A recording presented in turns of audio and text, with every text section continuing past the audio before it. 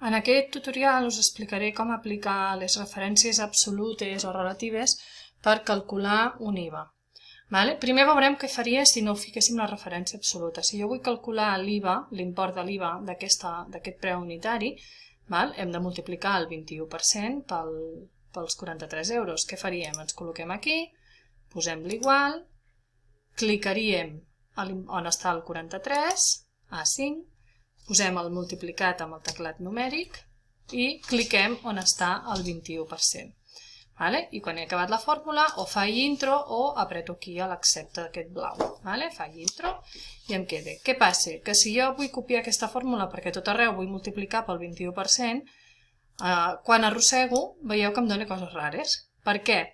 Doncs perquè quan tu arrossegues una fórmula, si aquí estic multiplicant la A5 per la C2, si baixo una baix, ell baixa tot una baix. Per tant, serà la A6 i la C2, fixeu-vos. I la C3, A6, C3, i aquí serà la A7, C4. Llavors, per què serveixen les referències absolutes i relatives? Per fixar una cel·la. Si jo sempre vull multiplicar per la C2, tot això d'aquí ho esborro, selecciono i ho esborro. Si jo vull fixar que sempre multipliqui per la C2, hi ha diverses maneres. La idea és ficar el símbol del dòlar. El podem ficar de forma manual, vinc aquí, una vegada estic aquí, vinc aquí dalt i clico i el dòlar està sobre del 4 i el puc escriure de forma manual amb el cursor en moc i l'he d'escriure aquí. O puc escriure'l, també es pot fer apretant l'F4. Si jo em col·loco aquí i apreto l'F4, veieu que va canviant. Fico el dòlar a un costat, a l'altre o els treu. Cada vegada que apreto l'F4, cada vegada que veieu que canvio és que jo estic apretant l'F4.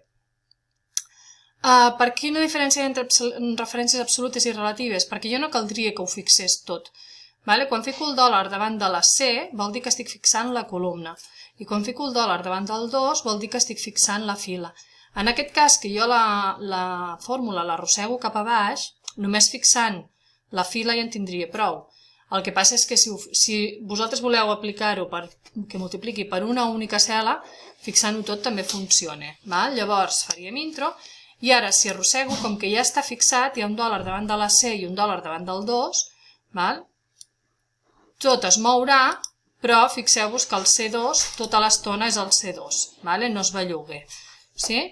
Llavors, igual, aquí ara al costat només hem de calcular el multiplicar el total, que seria la suma. Això seria aquest més aquest.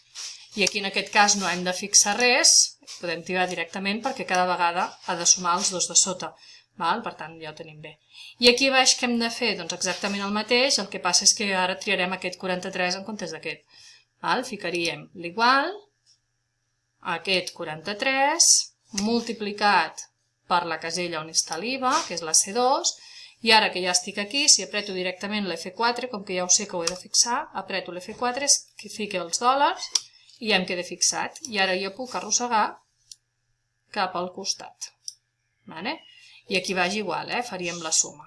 Això serà el 43 més els 903. I ja puc tibar del canto, fins al final.